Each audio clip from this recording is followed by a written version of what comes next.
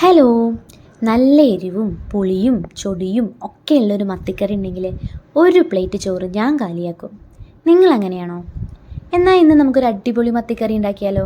ഒരു കിഡിലൻ സാധനം. അതിനായിട്ട് 2 തക്കാളി, 3 പച്ചമുളക്, കുറച്ച് ചെറിയുള്ളി, ഒരു ചെറിയ കഷ്ണം ഇഞ്ചി, നെല്ലിക്ക വലിപ്പത്തിലുള്ള പുളി, കുറച്ച് കറിവേപ്പിൻ്റെ ഇലയും. തക്കാളിയും പച്ചമുളകും ചെറിയുള്ളിയും ഇഞ്ചിയും ഞാൻ ചെറുതായിട്ട് അരിഞ്ഞു വെച്ചിട്ടുണ്ട്. പുളി കുറച്ച് വെള്ളത്തിൽ പിഴിഞ്ഞെടുത്ത് മാറ്റി വെച്ചിട്ടുണ്ട്. ഈ പുളിവെള്ളം മാത്രമാണ് നമ്മൾ കറിക്ക് ഉപയോഗിക്കുന്നത്. വേറെ എക്സ്ട്രാ വെള്ളം ഒന്നും ഉപയോഗിക്കുന്നില്ല. പിന്നെ 1/2 കിലോ മത്തിക്കുട്ടന്മാരും. ആദ്യം തന്നെ മീൻചട്ടി അടുപ്പത്ത് വയ്ക്കാം. ചട്ടി ഒന്ന് ചൂടായിട്ട് വന്നാൽ അതിലേക്ക് 1 ടേബിൾ സ്പൂണോളം പച്ച വെളിച്ചെണ്ണ ഒഴിക്കാം.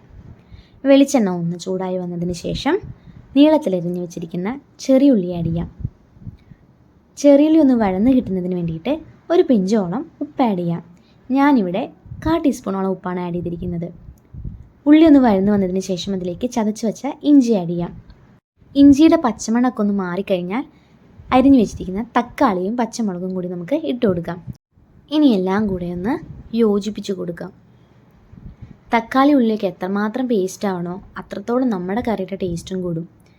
ഇനി ഫ്ലെയിം സിമ്മിലാക്കി വെച്ചിട്ട് 1.5 സ്പൂൺ മുളക് പൊടിയും 1/2 സ്പൂൺ കാശ്മീരി മുളക് പൊടിയും 1/4 ടീസ്പൂണോളം മഞ്ഞൾപ്പൊടിയും ആഡ് ചെയ്ത് കൊടുക്കാം. ശ്രദ്ധിക്കണം, ഫ്ലെയിം സിമ്മിലാവണം, ഇല്ലെങ്കിൽ പൊടികളൊക്കെ കരിഞ്ഞു പോകാൻ സാധ്യതയുണ്ട്. ഇനി നന്നായി ഇളക്കി കൊടുത്തതിന് ശേഷം വേപ്പില കൂടി ഇട്ട് കൊടുക്കാം.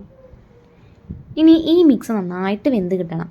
തക്കാളിയും ഉള്ളിയും എല്ലാം പേസ്റ്റ് രൂപത്തിലായി കിട്ടണം. അതിനായിട്ട് ഇനി അടച്ചു വയ്ക്കാം. ഏകദേശം ഒരു 10-15 മിനിറ്റോളം നമുക്കിത് അടച്ചു വെക്കണം. ഇപ്പോൾ 15 മിനിറ്റിന് ശേഷം തുറന്ന് നോക്കിയപ്പോൾ ഉള്ളിയും തക്കാളിയും എല്ലാം നല്ല പേസ്റ്റ് രൂപത്തിലായിട്ടുണ്ട്.